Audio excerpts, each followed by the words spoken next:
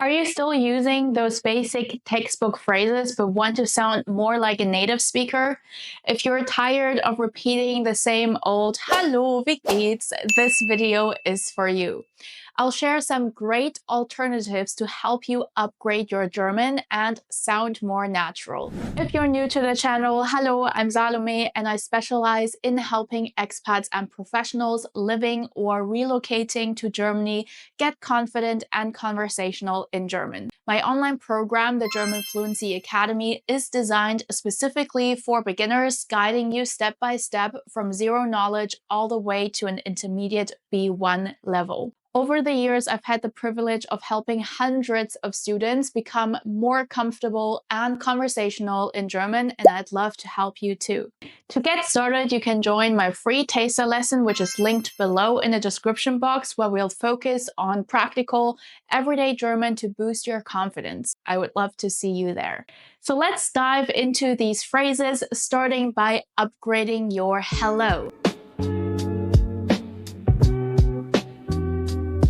The basic phrases for high standard German are Hallo and Guten Tag, but we have lots of regional differences when it comes to greeting someone. If you live in the south of Germany, so in the state of Baden-Württemberg or Bavaria, you'll hear people use Servus quite a lot, or even Grüß Gott, which kind of means like greet God. In the area around Frankfurt, where I come from, it is very common to just say Gute instead of Guten Tag. I guarantee if you use that around here, people will assume you've been living here for years. Important side note though, we use Gute mostly in casual interactions like with your friends, family members, or your neighbors. If you have an appointment at the bank, you still want to stick to Guten Tag. In the north of Germany, it is quite common to say Moin or Moinsen. And in Berlin, you'll hear people say Guten Tag or Tachchen. This one is quite difficult to pronounce because we have the CH twice, but with different pronunciation. So let's break this down. The CH letter combination is pronounced in two different ways. We got the ach sound, which is produced here in the back of your throat, and we got the ich sound, which is produced with your lips stretched to the side and air pressing through a gap between your teeth. Sh, sh. So if we combine both like in this word, it becomes Tachchen. Tachchen. Tachchen.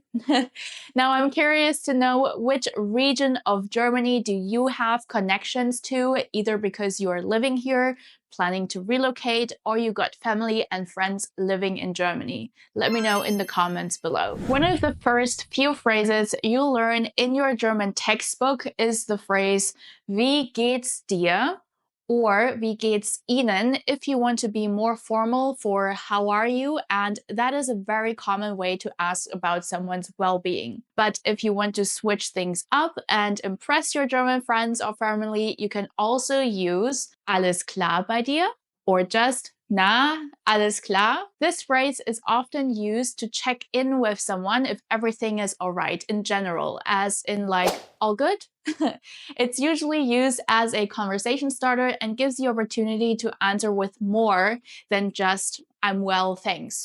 Speaking of I'm well, in German you'll often learn Mir geht es gut as the standard response to Wie geht's? How are you?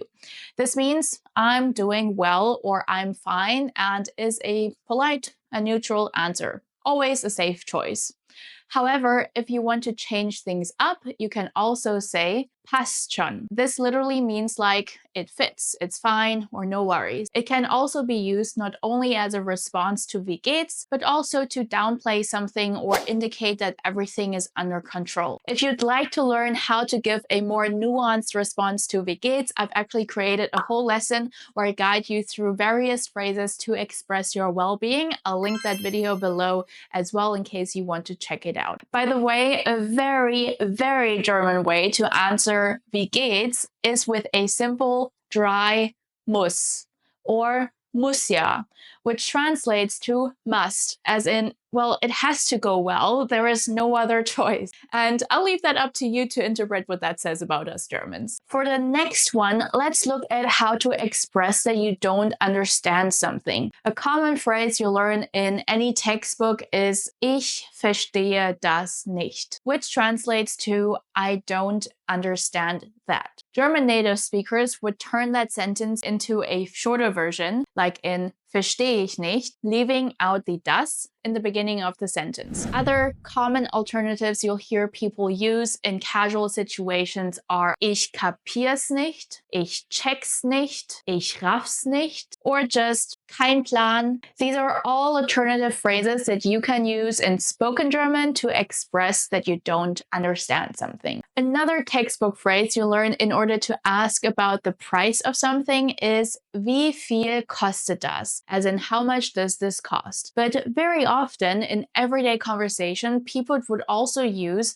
wie viel macht das? Instead, which means how much does that make, and is a more casual way to ask for the total price. You'll also very often hear cashiers, waiters, etc. say, das macht x Euro, instead of das kostet x Euro. Another phrase that comes in very handy in day-to-day conversations is ich drücke dir die Daumen, which is used to wish someone good luck. If you translate good luck directly into German, you get viel Glück. But if you really want to show that you're rooting for someone in German, we press our thumbs. Ich drücke dir die Daumen. This is similar to the English equivalent fingers crossed. If you've been learning German for a little while, you probably know how to say goodbye. Tschüss! And if you want to pronounce it the German way, you actually raise your voice. Tschüss! Don't ask me why Germans do this, we just do. I think it's because German is a phonetic language where many syllables are pronounced exactly as written, which can sound a bit harsh. So Germans often use tonality to make something sound more or less friendly. There's even a German saying about that.